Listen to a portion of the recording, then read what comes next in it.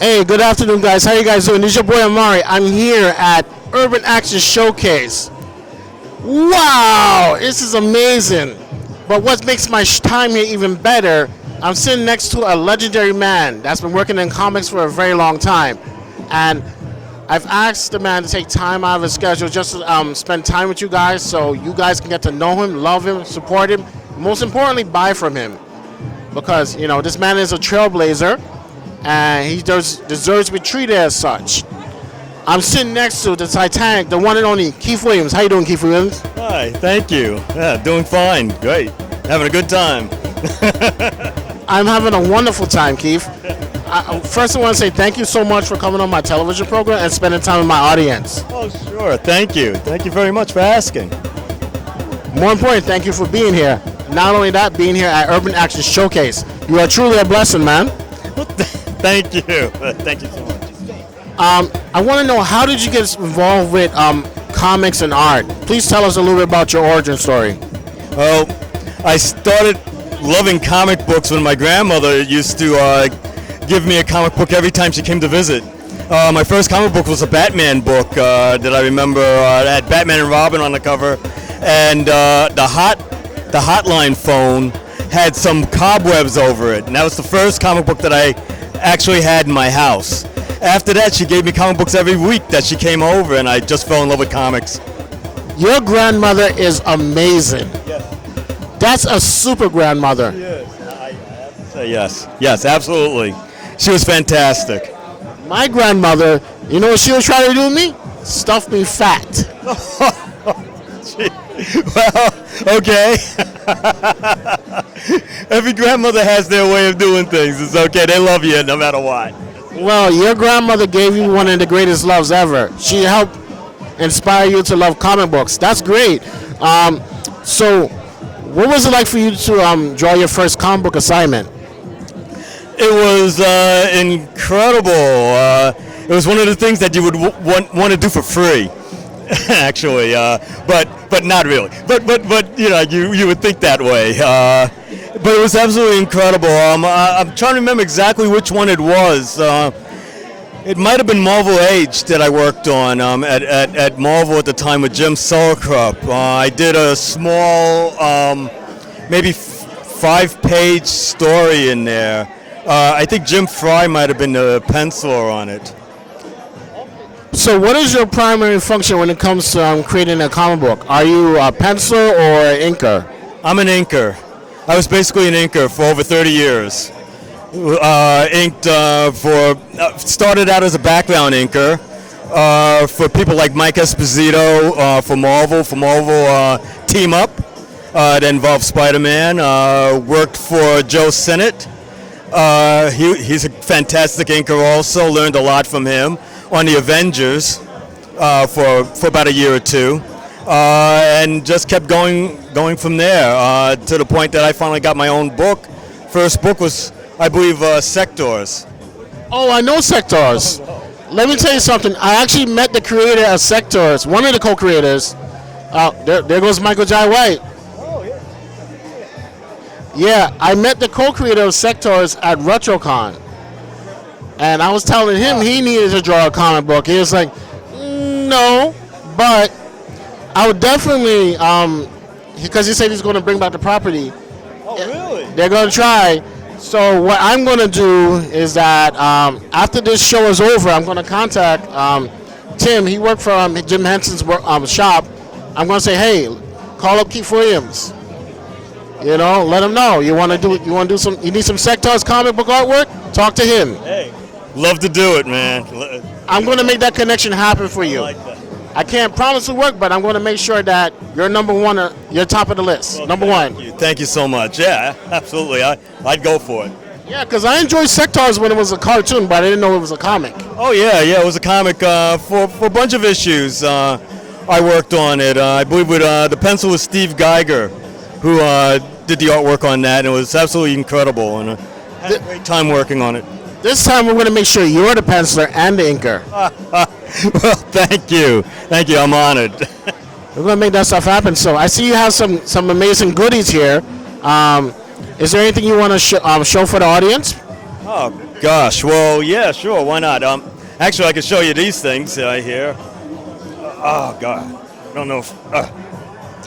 This is some of the print work that I'm doing right now that I'm selling as a print. Black Panther. Gosh, what else I got here?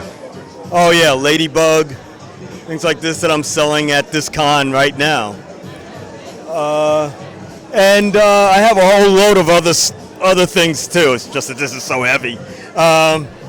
This is some of my old inking work that I did. I believe this was for Captain Action and Captain Action and the Phantom. I believe this was on some of my inking work, and this over here is David Finch that I inked over as a commission piece. And on the other side is another commission piece that I did all the figures in the background area of this drawing. And gosh, what else I got? And of course, a fan favorite, She. I love She. Yeah, just really enjoy this one by Billy, like Billy Tucci, of course, created the character. And this is Deja Thors that I inked over Paul Abrams. Yeah. And I got all this stuff. Sweet, man. Wow. That's amazing. So, if somebody wanted to buy original artwork, how should they go about contacting you? Oh, well, you could you could either contact me on Facebook, Keith Williams. I guess I can't exactly tell you how to do that, but you can look me up on that, or you could email me at keithwilliamscomicbookart@gmail.com. And there's also an Instagram that you can check me out on. That's also Keith Williams Comic Book Art. You can look in those places. You could DM me or email me, and we can make things happen if you want. No problem. Well, there's one other method you forgot to mention. If you see Keith Williams in the street, please stop him, thank him, show him love, make your request then and there too. Thank you. Absolutely. That's one of the best ways to get what you want, and at a reasonable time and a reasonable manner. Well, Keith, thank you so much for coming on my television program and spending time with my audience. I'm going to make sure that they learn to love you for who you are and appreciate your work. You're truly an inspiration. Please keep up the good work. Keep kicking ass and taking no prisoners. Thank you. Thank you very much for asking me to be on your show. And hi, everybody out there. Take care. Have a good day. Hey, how you guys doing? This is your boy Amari. I am here at Urban Action Showcase. I'm sitting next to, he's on my right side, a legendary, amazing actor, Apache Ramos. How you doing, man? I'm very good. Thank you for asking for this interview. Thank you. More importantly, thank you for being here and spending time with the people. Yeah, this is our 40-year anniversary. 40 years ago, the Warriors came out. I think it was February 9th of 1979. We filmed in 1978. My name is Apache. I was the war chief of the Orphans, and I was born in Brooklyn, raised in the Bronx, and that's why my blood type is B positive. Man, he got jokes. That's good, though. Though. So I need to know about your origins when it comes to acting. How did you get involved with acting in the first place? Well, I started writing plays when I was in college. I went to Hampshire College in Amherst, and I started writing plays, and then I had nobody to come out for my plays, so then I started acting in my plays.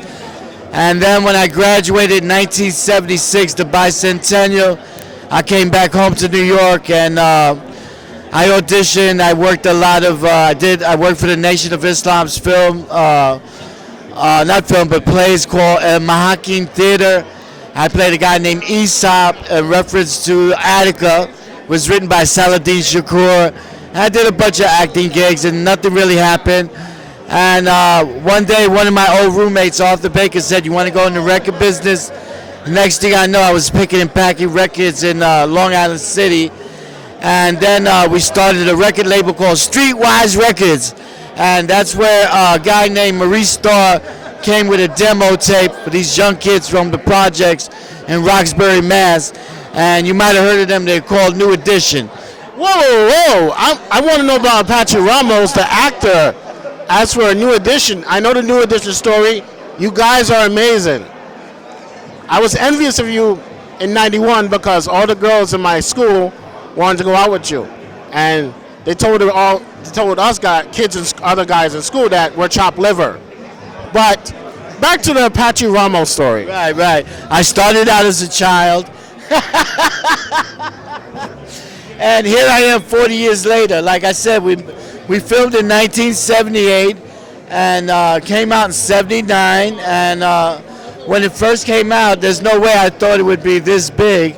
But as the years progressed, it got bigger and bigger.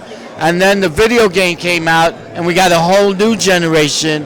And in fact, right now, somebody in the world is kicking my ass in that video game. Somebody. So it's good to be a video villain. That's cool, man. So you were the war chief for the orphans.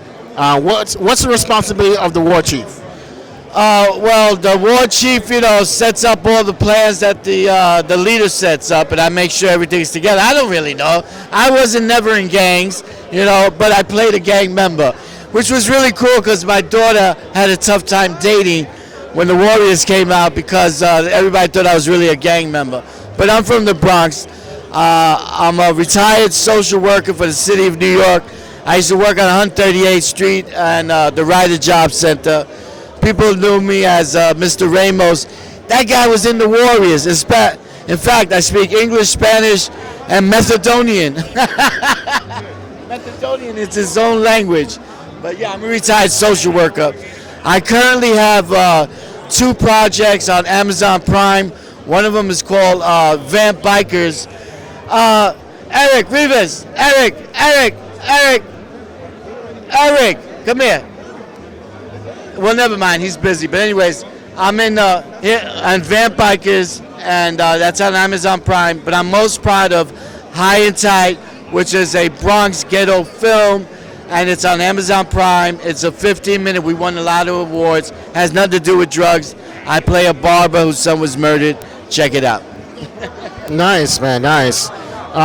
So, after the Warriors, what were some of your other acting jobs that you received after that movie? After the Warriors, like I said, I was auditioning. I wasn't getting nothing. Remember, the Warriors wasn't big. It was just a film that came out in 1979. In fact, what came out? The number 1 movie that time was Kramer versus Kramer. But like I said, the Warriors has progressed, and the best thing is I still get those residual checks. That's good to know. What I like about the Warriors is that an event like this, I always ask people, when was the first time you saw Warriors? And I've heard some great stories, like my father was supposed to take me, he didn't take me to see a movie, but then we went and saw the Warriors and they bonded. So I hear a lot of stories like that. The Warriors means a lot to a lot of different people. The Orphans, we're like the Rodney Dangerfield of movie gangs, but we do have a heavy rep. Well, here's the funny thing. A friend of mine, he introduced me to the Warriors, and I didn't understand what the Warriors were about until I saw it for myself. I bought a copy of the DVD, and I said, I love it. I enjoyed it. It's a great movie. I can't give away the story because that's being irresponsible, but the Warriors is an amazing movie. So hopefully when they remake it again, we get to see it on the big screen again. Well, you think they will remake it? I've been hearing about a remake for the Warriors since 1999. So we'll see if they remake it. Some things should be remade. Some people feel like it should be remade. I don't know. It's a different time period. New York in 1978, when we filmed, was a year after the Summer of Hell in New York, where you had the Son of Sam, you had the blackout. Elvis even died in 1977. It was that kind of year. Well, I hope it's safe for me to assume they're going to try their best to adapt it to modern times. Yeah. There'll probably be a lot more violence. Because if you look at the Warriors today, back then when it came out, there was a lot of protests against the movie. but it wasn't because of the violence. I think it was because of the concept. If all the gangs got together, they could rule the city. But I think that was what people were afraid of. But other than that, there was very little violence. I think there was 2 guns, one person was killed, another one was thrown in the subway, and that's because that actor didn't want to be in the film anymore. Yeah. Wow, that's good to know about the behind-the-scenes footage. Oh, well, Apache, I see you have some hats here. You got your picture. This iconic picture. Yes. A good friend of mine by the name of Ronnie Rebel did his rendition of it, and it's really amazing, but it's only in black and white. Yeah. And Apache here owns that piece. Yeah, I bought it. Ronnie Rebel and I, we go way back. Rebel is in the film Vamp Bikers, that's on Amazon Prime, and we acted together, and he's like my little brother. He keeps in touch all the time. Hell of a graffiti artist. He's kind of a renaissance man, and I always wish Ronnie Rebel the best. You're definitely right about the little brother part. You are way taller than him. There's very few people I'm taller than. But that's okay. Well, he's one of them. Yeah. Well, that's the way I carry myself. I hope yeah, that's it. But yeah, it's been a great day. I got an award. Tell us about the award. Well, I was shocked. It says 2019 Urban Action Showcase Urban Fist of Legends Legacy Award honoree Patsy Ramos, yours truly, the Warriors 40th anniversary. But yeah, it's amazing. 40 years later, and people still care. Thank you.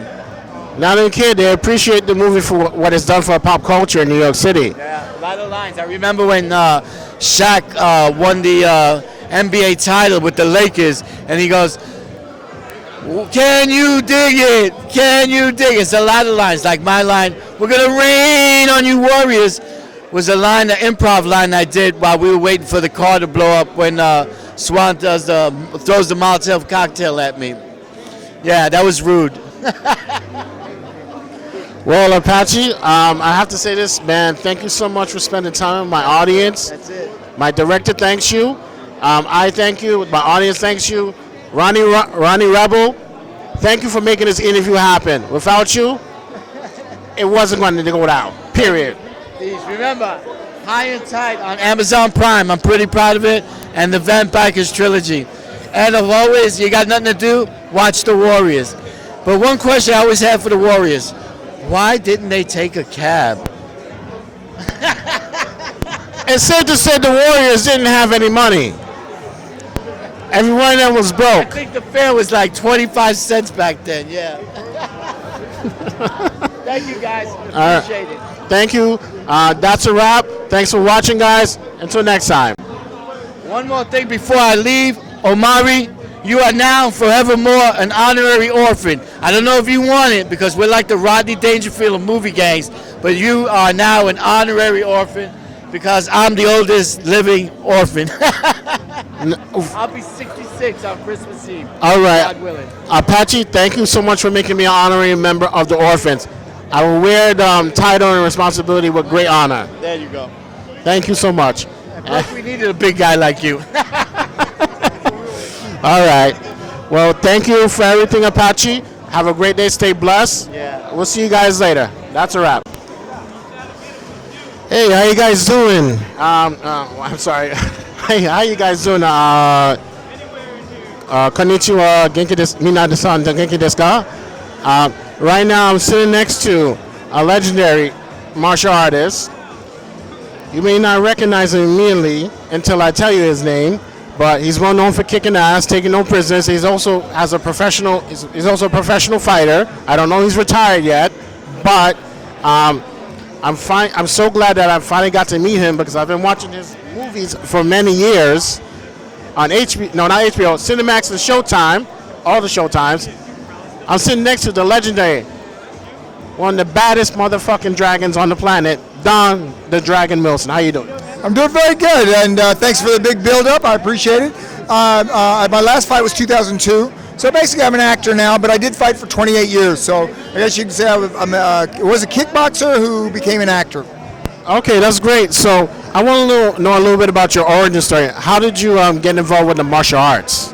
My brother was a black belt before I ever studied the martial arts. So in 1972, I sparred with my brother once, which means that we put on some boxing gloves and just moved around in the front yard.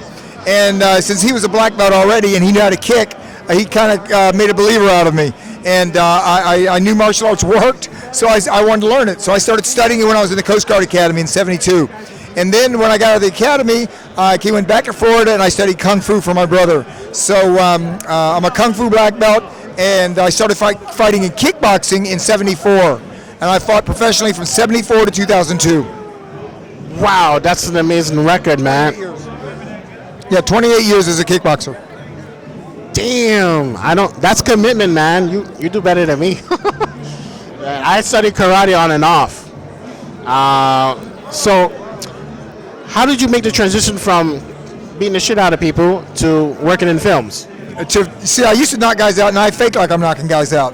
Well, Chuck Norris used to go to my fights back in the 70s, and I guess it was 78 or so when we first met, but he started going to my fights and suggesting that when I retire, to move out to LA and try to be an actor, because he said it became a good second career for him. You know, Chuck Norris was the top fighter of the 60s and early 70s, and he's the only one really that was famous as a martial artist before he did movies. Guys like Van Damme and Seagal and Speakman and Jet Li, Jackie Chan, if they weren't doing movies, you wouldn't know their names.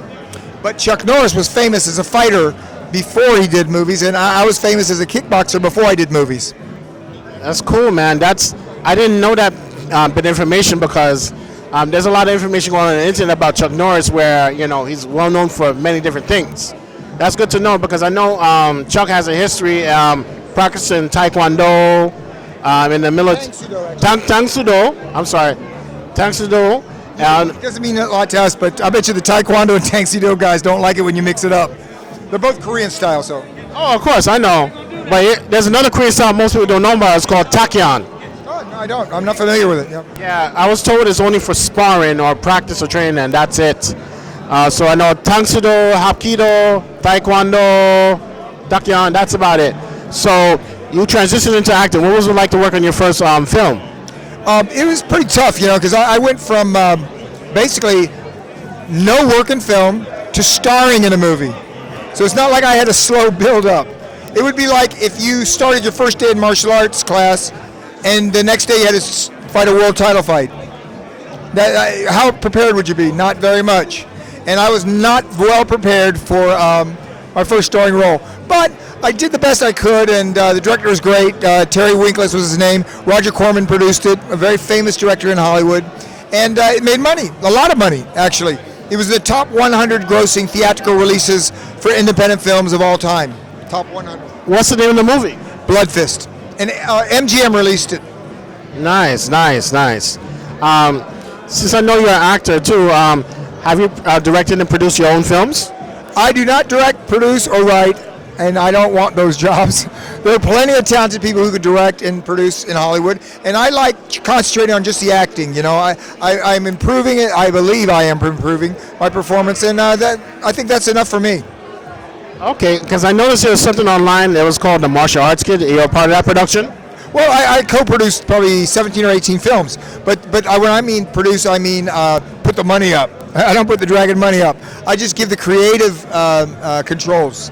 I get the creative, and I work with the writers and the directors on the finished product. The editing room, on the story, that type of thing. I've originated all the HBO premieres I had 4, were all my original ideas, and so in that regard, I'm creatively involved with the movies. Sweet, so you're part of the creative force. That's a great thing. Oh, look at this right here. I see this wonderful flyer in my face. Please tell us a little bit more about it. Well, coincidentally, this happens to be the next movie coming out with me paying Mr. Maggette. And it stars R. Marcus Taylor, who played Suge Knight in Straight Outta Compton, and Anita Clay plays his girlfriend, and Alyssa Schneider is the other female lead, and then I'm the bad guy. So it's a great little martial art / romantic comedy. That's amazing. Yeah, you can go to YouTube and see the trailer. So, besides being a professional martial artist, I also saw you in the Batman movie, Batman Forever. Yeah, I got called by Joel Schumacher to make an appearance in Batman Forever, and he wanted me to work for 3 months on the movie, but I could not because I had contracts already signed. So I came in and did one fight scene against Robin in the gang scene, neon gang scene, and I played I had the skull face. I was a skull face gang leader. If Joel Schumacher if that was the case, if you didn't have all those commitments, were you going to do a fight scene with Batman? Oh, listen, they were going to write me in the movie. They were going to have me be Tommy Lee Jones' head, like bad guy that worked for Tommy Lee Jones, and then probably I could get a fight scene with Batman. I don't see Tommy Lee Jones fighting Batman. It probably would have been my job. Okay, that's cool. That's cool. Do you also do voiceover work for animation? No, I do not. I do have a video game that just came out. It's called The B Team, and it's got Cynthia Rothrock and me, Michael Dudikoff. It's got several like B movie stars, and yeah, well, he's in it. But I don't believe they used our voices. I don't think they're using. They just my image. You know, there's like image of me, and it's called B Team. Too bad. It would have been cool if they used your voice to bring your character to life. Well, you know what? Eventually, maybe I'll get some kind of deal like that. I myself don't play video games, so I don't know what. But it's a company called Twisted Pixel, and they're owned by Microsoft. So it's a big company. The parent company's big. You can't get any bigger than Microsoft. But we'll see how the video game does. You know, maybe I'll have one day. So, all right. So back to your fighting career. Like, have you ever had any professional fights in Japan? Yes, I fought 3 times in Japan, 6 times in Hong Kong. I fought in Germany, Berlin, London, England, Rome, Italy. I fought in Montreal, Canada. I fought all over the world, and I won 11 world titles. So I'm in the Guinness Book of World Records for that. Nice. That's cool, man. So you speak English, you speak Cantonese, Mandarin, or Fukienese, or Shanghainese? I'm not going to speak English. I speak English, and I wish I would have spoken Japanese because I think I could have had a good. I fought 3 times there, but I could have had a good fight career there had I spoke the language. But it was not a good thing for me to not speak Japanese. Yeah, because it is a funny thing. I got 2 nephews. They're born in Okinawa, and they have to speak Japanese fluently. And we'll leave it at that because that situation is a little political. I'm studying Japanese myself. The reason why, because I want to spend some time in Japan by myself. That'd be good. And they will really appreciate you learning the language, I'm sure. But they'll appreciate you more learning it. Well, you know what? Maybe still, as long as I'm breathing, there's still a chance I might be able to take some courses in Japanese. But, but German's the language I took at school. German. Well, here's the thing. There's a book I can recommend to you, but I'm not going to discuss it on camera. Oh, okay. Off camera, so you can study at your own pace, and you can do it at home. I had bought those audio cassettes, and I used to listen to them in my car. But I guess I wasn't doing very well. I ended up giving up. So You don't have to give up because the thing is that sometimes you have the time and sometimes you don't. Yeah. Well, when you're in the car, you got no excuse. I mean, I got a lot of time in the car. Well, you know what? I don't have that these days the cassettes. I have cassettes. Now my new car has CDs. So I'd have to look for That's my excuse. Well, I can tell you, I can recommend this book that you can read. Okay. And there's a spot around here where you can go there and pick it up from the store. Well, I'm going to LA tomorrow, so I'll leave in the morning. Well, you can do it right now. I'm just teasing. I'm just teasing you. I'm teasing you, man. Demetrius is going to be all over me if I walk out of here. No, I don't think so.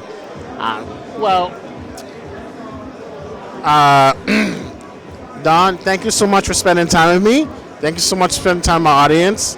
My mother's going to be pretty happy that I got to interview you.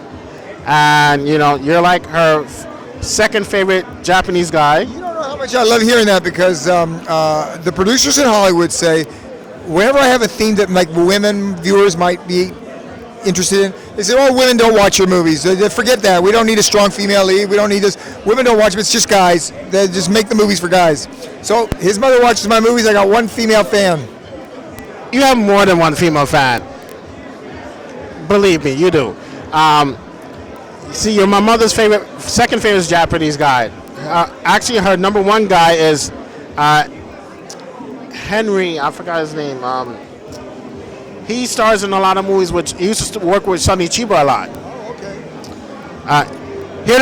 Hiroyuki Henry Sonata. I do not know his work, but He was in the Wolverine movie with Hugh Jackman. So you can, you recognize his face, but you won't recognize his name. But my mother loved him because she feels he's the baddest Japanese man on the planet. good. I'll have to check him out. You will. Anyway, Don, thank you again. It's a pleasure. Domo arigatou gozaimasu. Guys, thanks for watching. We'll be back after this message. That's a wrap.